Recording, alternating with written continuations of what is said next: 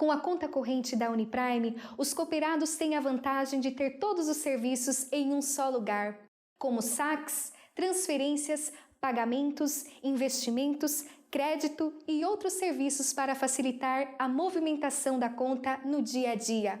Um diferencial cooperativista. Afinal, facilidade, agilidade e segurança é tudo o que você precisa. Uniprime, pioneira do Paraná, crescemos junto com você. Quero aqui mandar um grande abraço a todos da Uniprime, pioneira, que é parceira aqui do nosso programa. E dando sequência aqui no canal geral, o meu amigo Thiago Mendonça traz uma discussão e traz um lembrete também de como o automobilismo passou por questões de pandemia e também de guerra. Então, se liga aí na matéria do meu amigo Thiago Mendonça.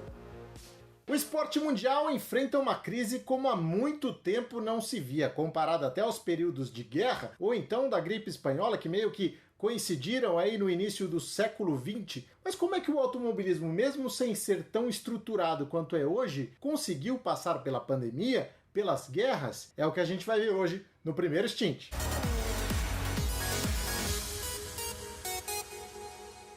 Antes de mais nada, aquele pedido. Inscreva-se no canal e ajude a gente a entregar mais conteúdo de qualidade e mais rapidamente para você também acompanhando tudo que sai, tudo que acontece aqui no primeiro Stint. Bora lá falar então das pandemias e das guerras e como é que elas afetaram o automobilismo no início do século passado. Bom, você já deve ter ouvido aquela frase, né? Não tá fácil para ninguém. Pois é, era mais ou menos assim, né? Era o Polishop da desgraça, como gosta de dizer o Samidana, ou o combo desastre, como eu sempre digo, porque pensa aí, ó, 1914, Primeira Guerra Mundial, aí quando as coisas estão começando a melhorar, 1918, aí você tem a gripe espanhola, a pandemia do que a gente conhece hoje como H1N1, e depois, em 1939, a Segunda Guerra Mundial. Como é que ficou o esporte nisso tudo? É claro que algumas provas foram interrompidas, né, especialmente lá na Europa, mas em alguns lugares do mundo, sim, elas continuavam acontecendo, especialmente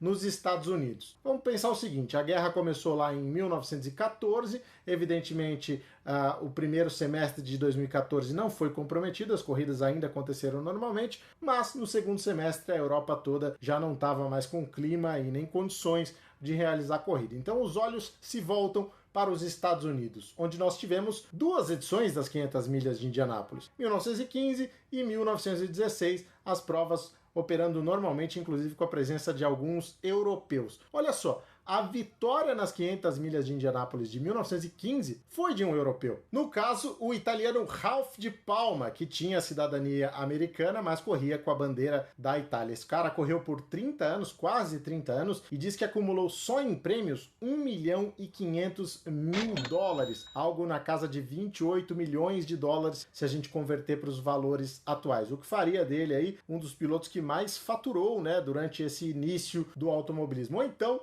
um tiozinho muito do mentiroso. É mentira! Já a prova de 1916 acabou com vitória do britânico Dario Resta.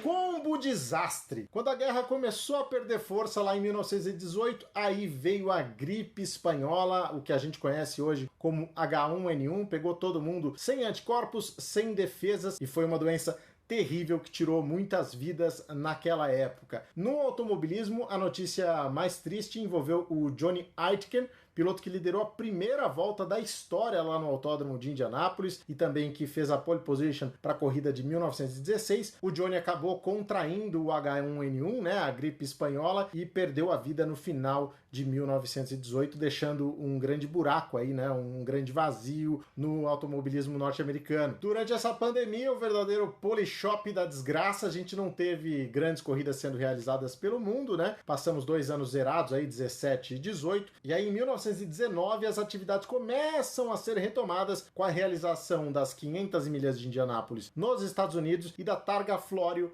lá na Itália. Em 1920, conforme a curva da doença baixava, aí novas corridas entraram no calendário e as coisas foram voltando ao normal mas não por muito tempo. Uma coisa importante para a gente dizer aqui a respeito da Segunda Guerra Mundial é que, diferente do vírus, ela demorou para atingir alguns outros locais, né, alguns outros países. A Argentina, por exemplo, só entrou na guerra em março de 1945. Obrigado por nada! Mas o ponto é que as corridas continuaram acontecendo em alguns lugares. A própria Itália conseguiu fazer 2 provas, né, no início ali de 1940. O Grande Prêmio de Trípoli, vencido pelo Giuseppe Farina, que mais tarde seria o primeiro campeão mundial da história da Fórmula 1, e a Targa Florio, prova também bastante tradicional, vencida pelo Luigi Villoresi. Aí o bicho começou a pegar e as corridas passaram realmente a serem concentradas, a estarem concentradas aqui na América do Sul e também na América do Norte. As provas mais importantes desse período, evidentemente, foram as 2 edições das 500 milhas de Indianápolis. A primeira em 1940, vencida pelo Wilbur Shaw, piloto que também seria presidente do Indianapolis Motor Speedway alguns anos depois. E a curiosidade dessa prova fica por conta da participação de 2 franceses, o René Leblanc e o René Dreyfus. E é interessante a gente pensar neles porque o Dreyfus já era, inclusive, um militar, né? Ele já estava servindo ao exército francês, ele estava como motorista de caminhão, mas foi liberado pelo governo para disputar a prova às 500 milhas de Indianápolis. Chegando lá, ele fez a corrida, não foi um desempenho assim esplendoroso, ficou na 10ª posição, e ele era descendente de judeus. Então, ficaria muito complicado para ele voltar para a França. Então ele deu lá o seu jeitinho francês, foi liberado para ficar, abriu um restaurante em Nova York e por lá permaneceu por alguns anos. Até que foi chamado pelo exército dos Estados Unidos. Então ele teve de servir na guerra mais uma vez, agora com a bandeira americana, e a partir de 1945 ele receberia a nacionalidade americana. Nesse período de guerra teve mais uma prova em Indianápolis, em 1941, vencida pelo Floyd Davis e pelo Maury Rose. Só que no dia 7 de dezembro de 1941 teve o ataque japonês a Pearl Harbor. E aí o que aconteceu? Os Estados Unidos entraram definitivamente na Segunda Guerra Mundial e acabaram paralisando aí todos os eventos, inclusive os esportivos. E quem foi convocado para servir a Marinha? Quem? Raimundo Nonato! Floyd Davis, o vencedor das 500 milhas de Indianápolis, e com isso ele decidiu inclusive encerrar sua carreira. Já estava ali por volta dos 30 anos de idade e não viu sentido em continuar depois de servir por um longo tempo na guerra.